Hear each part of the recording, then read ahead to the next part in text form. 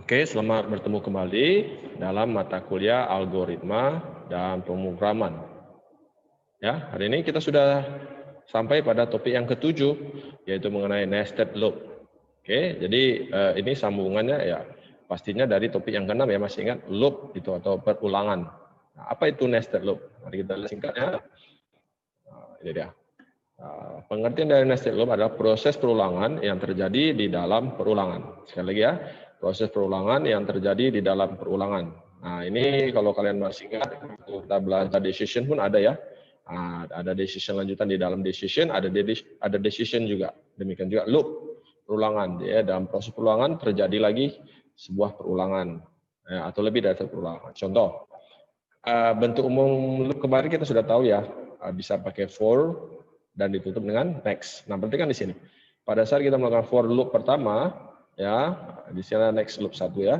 Di dalamnya, perhatikan ada for loop yang kedua dan ditutup dengan next loop kedua. Nah, di sini ada statementnya, begitu ya. Inilah yang disebut dia dengan nested loop. Di dalam proses perulangan ada perulangan. Oke. Nah, selain for next, kemarin kita sudah belajar ya bahwa loop atau looping itu bisa pakai perintah while, when, dan juga do loop. Itu gabungan dari ketiga statement tersebut. Kita lihat contoh masalah di sini. Perhatikan. Ini ada mencetak kata amik. Ya, amiknya itu dilakukan secara 3 kali. Ya, 1, 2, 3. Nah, di dalam perulangan cetakan amik ini ada perulangan kata medicom. Medicom 1, 2, 3. Nah, jadi begitu ya. Jadi cetak sekali amik, cetak 3 kali medicom, cetak lagi amik, cetak 3 kali medicom, cetak lagi amik, cetak lagi 3 medicom. Jadi di sini namanya perulangan. Di dalam perulangan ada perulangan. Gitu dia. Nah, bagaimana untuk programnya? Mari kita lihat. Oke. Bentar ya. Oke. Programnya, perhatikan. CLS, seperti biasa ya, membersihkan layar, clear screen. For A sama dengan 1-3, variabelnya A ya. 1-3 karena mencetak amiknya itu 3 kali ya. Print lah amik. Nah, di dalam amik itu for B sama dengan 1-3, printlah medicom. Atau kemudian tutuplah sini dengan next B dulu, ya, baru next A. Ya, oke. Apalagi aplikasi dari nested loop. Nah, contohnya kalau kalian membuat daftar penjumlahan atau daftar perkalian, maaf, daftar perkalian ya, penjumlahan. Ya, kita perhatikan di sini bagaimana membuat tabel seperti ini. Ya. Nah, kali ini kita hanya membatasi sampai di sini saja ya. Jadi variabelnya itu ya 1, kemudian 2, di sini 3, 4, 5. Ya, sedangkan sebelah kanannya 1, 2, 3, 4, 5, 6, 1, 2, 3, 4, 5, 6. Nah, begitu ya, dan seterusnya. Nah, ini hasilnya nanti otomatis akan keluar. Bagaimana cara membuatnya? Nah, perhatikan. Jadi kalau kita lihat, ya, oke, sebentar saya geser dulu. Ya. Start. Oke. Nah, di sini X sama dengan 1,5,1. Tadi masih ingat ya? Nanti untuk bilangan yang pertama ini, ya. Bilangan pertama. Kemudian Z sama 1,6,1, ini bilangan kedua.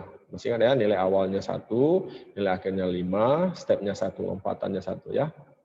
Nah, disinilah letak proses pencetakannya itu ya, X, Y, X tambah Y. Artinya cetaklah nilai X, nilai bilangan pertama, kemudian cetaklah nilai bilangan kedua, baru hasil penjumlahan bilangan 1 ditambah dengan bilangan yang kedua, X tambah Y.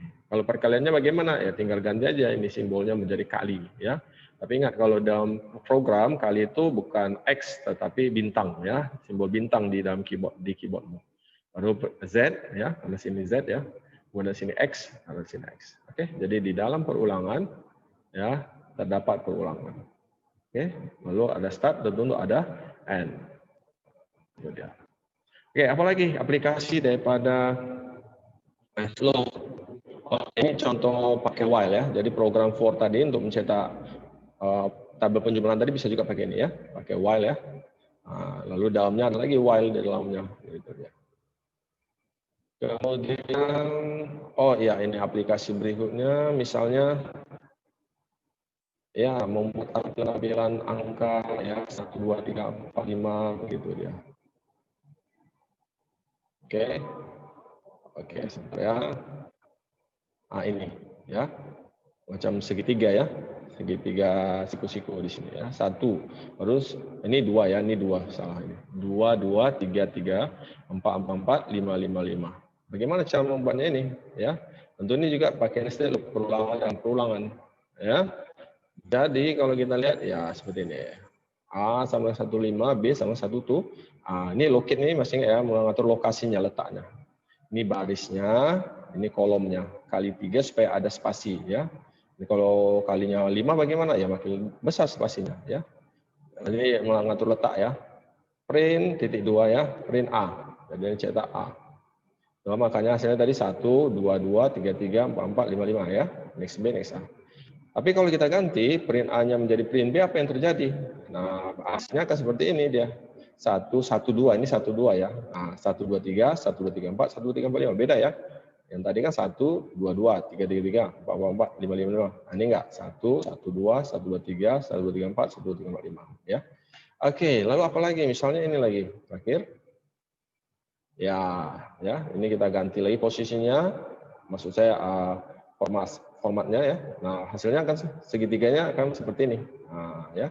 1, 2, 3, 4, 5 dulu, baru 2, 3, 4, 5, 3, 4, 5, 4, 5, dan seterusnya. Ya. Baik, silakan ya, ini lagi tampilannya, programnya. Saya rasa itu dulu, silakan dipraktekkan, lalu silakan diganti-ganti angkanya, nanti kalian akan melihat sendiri bagaimana prosesnya itu secara langsung. Oke, saya akan tunjukkan programnya kalau dalam QBasic, beberapa saja di antaranya. Oke, terima kasih. Ya, ini dia contoh program mencetak dengan menggunakan nested loop ya, CLS 4A sama dengan 125 ya. Oke. Ya, ini dah. 4A sama dengan 123 ya. Ini dia ya. Ini locate 1,A kali 10 titik 2 print amik ya. Jadi ini untuk mencetak kata amiknya itu sebanyak 3 kali ya. Nilai 1 tutup 3 ya. Nah, ini lokasinya 1, ini barisnya baris pertama dari layar ya. Koma kolom A kali 10. Jadi ini untuk membuat jarak antar kata amik itu ya dikali dengan 10. Boleh bebas ini mau kali berapa saja boleh ya. Oke. Semakin besar angkanya, semakin besar spasinya ya. Printnya amik ini boleh ganti apa saja. Dalam hal ini saya contoh kata amik. Nah, kemudian 4B sama dengan 125 karena kan tadi kita mau cetak bukan hanya kata amik, tapi di saat kita mencetak kata amik kita mau juga mencetak kata lain yaitu kata medicom. Maka misalnya saya buat sini 1 sampai 5 artinya 5 kali lah nanti dia dicetak medicom itu. Bolehkah saya ganti dengan angka lain? Boleh. Ya, mau berapa kali. Kemudian ini lokasinya, berarti kan letak lokasinya B tambah 1. Jadi B tambah 1. Jadi kalau dimulai dengan 1, ya 1 tambah 1 sama dengan 2. Kenapa harus dimulai dari angka 2? Karena kan tadi kita lihat lokasi dari amik itu adalah pada baris yang pertama. Makanya dia buatnya B tambah 1. Ya, B-nya dimulaikan dari 1. Nanti 1 tambah 1, 2. Nanti B-nya tadi nantinya 2, jadinya 2 tambah 1, 3. Begitu seterusnya ya, jadinya turun dia ke bawah. Ya. Nah, A kali 10 ini kolomnya. Kenapa dikali 10? Mengikuti ini dia ya, spasi dari amik supaya mereka sejajar antara kata amik dan medicom, satu kolom yang sama ya. Oke, jadi ini ya mengatur baris ya, ini mengatur kolom ya, tentunya next 4B, next B, 4A, next A. Begitu saja. Mari kita lihat F5. Nah, perhatikan di sini kata amiknya sebanyak 3 kali dan kata medicomnya dicetak sebanyak 5 kali di antara kata amik tadi. Demikian.